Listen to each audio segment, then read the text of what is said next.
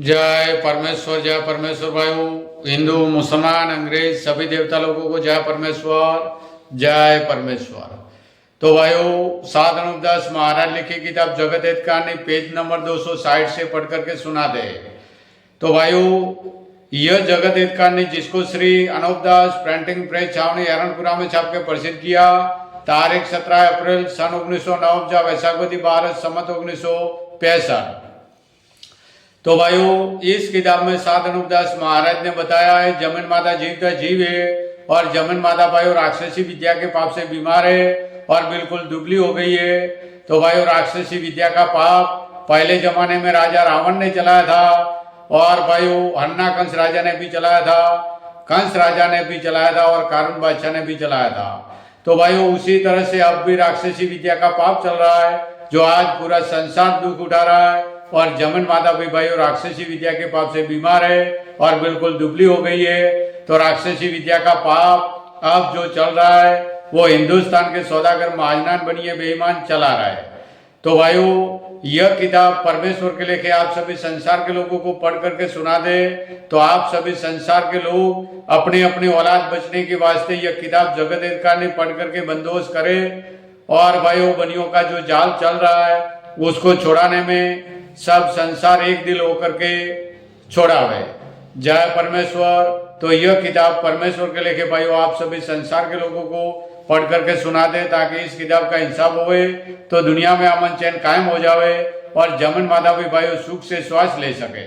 जय परमेश्वर। Page number 260 करते थे और जिस तरह से कि शनिश्चर को रावण ने दुखी किया था उसी तरह से इन बनियों ने राक्षसी पाप से मुझको दुखी किया है। इससे मैं आप लोगों को शनिश्चर की तरह से वाकिफ करता हूँ और लिखता हूँ कि यह बनिए जादू के जोर से मुर्दों को सुझाते हैं। इस वास्ते लिखने में आता है कि करोड़ों आदमियों को भूतों के और चुड़ैलों के बहाने से मराते हैं और किसी को देवताओं के बहाने से और किसी किसी को किसी के बहाने से।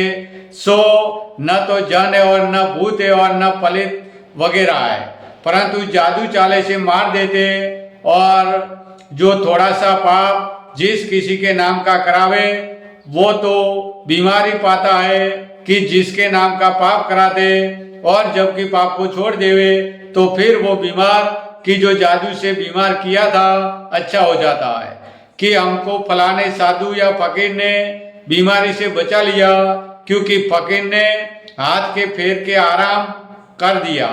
सो अच्छा तो इससे हो गया कि बनियों ने उस बीमार के नाम का पाप करना छोड़ दिया और फकीर को यह सुझा दिया कि तू इस बीमार के ऊपर हाथ फेर जो आराम होगा। फिर फकीर ने हाथ फेर दिया और बनिए जो बीमार के नाम का पाप छोड़ दे तो वो बीमार बच जावे। सो हाथ के फेरते ही आराम हो गया। जब तो फकीर के पर्चे पर्चे दुनिया में करने लगे और हे बनियों का जाल।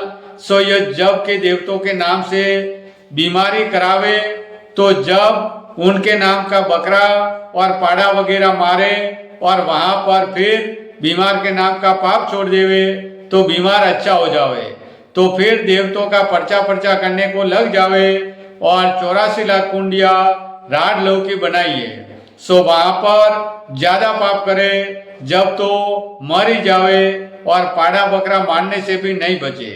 सो ऐसे काम पर न तो किसी का जाड़ा लगे और न पर्चा और अमर तो कोई भी नहीं है। यह तो बनिए बलराजा के बाद से कच्ची उम्र में मारने लगे क्योंकि पहले कोई कच्ची उम्र में नहीं मरता था। सो कच्ची उम्र में इस वास्ते मारते कि सब दुनिया में थोड़े आदमी रह जावे तो हम बनियों की जात के ज्यादा रह जावे जब तमाम दुनिया में अब हमारा राज हो जावे।